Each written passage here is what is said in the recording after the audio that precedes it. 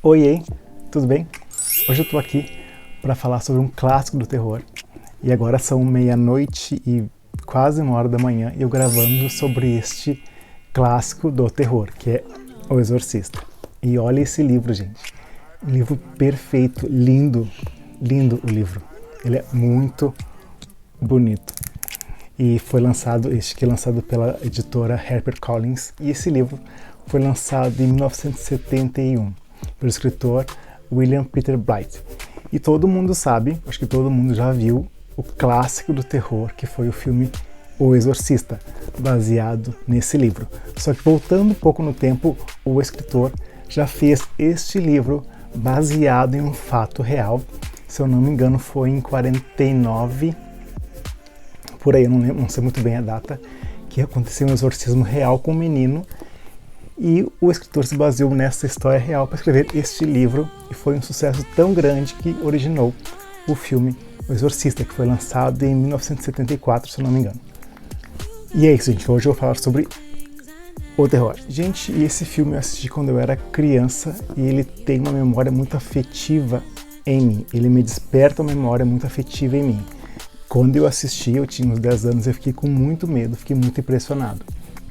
E eu já comecei a leitura tenso, porque me trouxe muitas memórias do filme. E acho que todo mundo já teve histórias que a mãe ou a avó foi ao cinema quando lançou este filme e saíram impressionados. Algumas pessoas desmaiavam.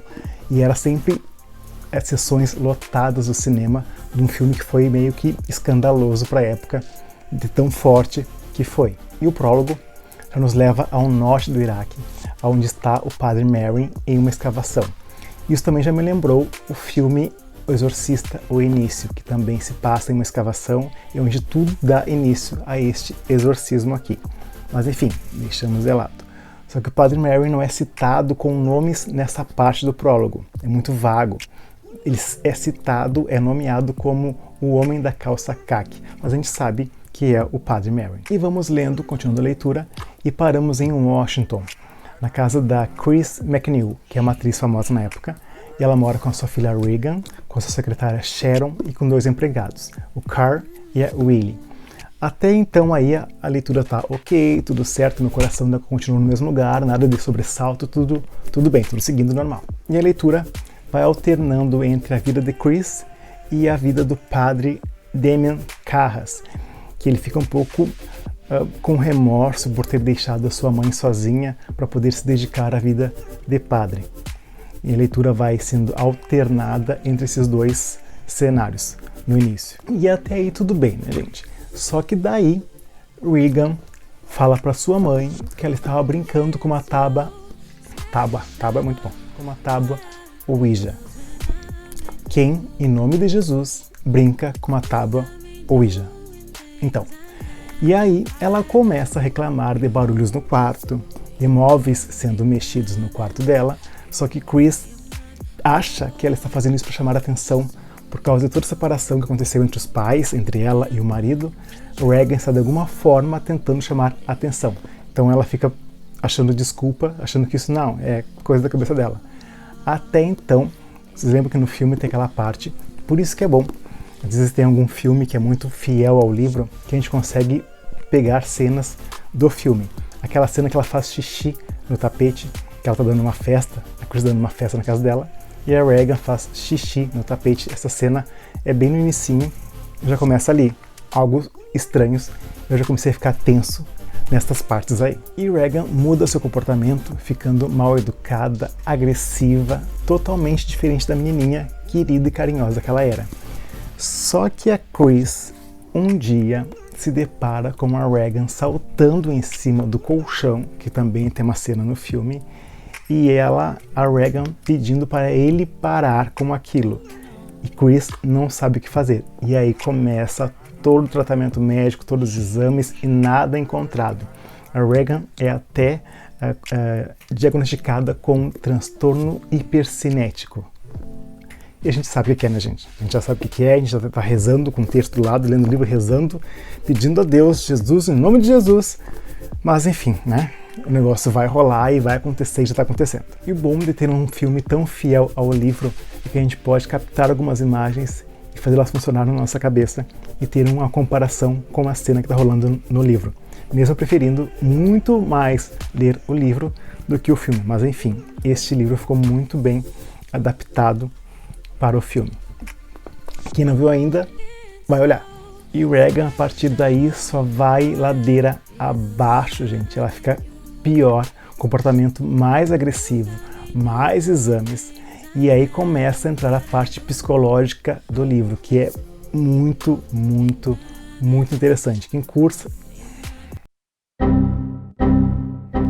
psicologia, quem cursa psicologia, é muito bom ler esse livro, porque ele nos dá uma aula completa sobre transtornos psicológicos e é muito interessante. E no fim, Chris já não sabe mais o que pensar e chega a um ponto que os médicos começam a analisar, que eles acham, desconfiam, que não está mais na alçada deles, que eles não conseguem fazer mais nada, que tem que procurar um padre, porque eu acho que essa menina está possuída.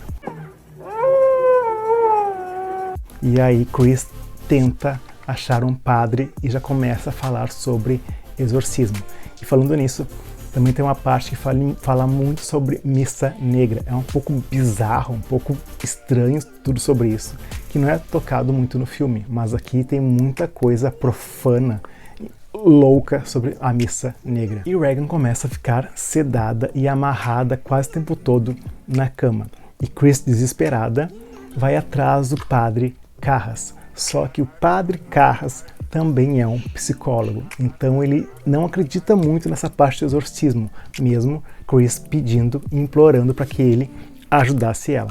E ele fala que o exorcismo, o que ela espera que aconteça no exorcismo, é só uma autossugestão para o cérebro de Regan. É muito interessante essa parte da psicologia envolvendo tudo isso.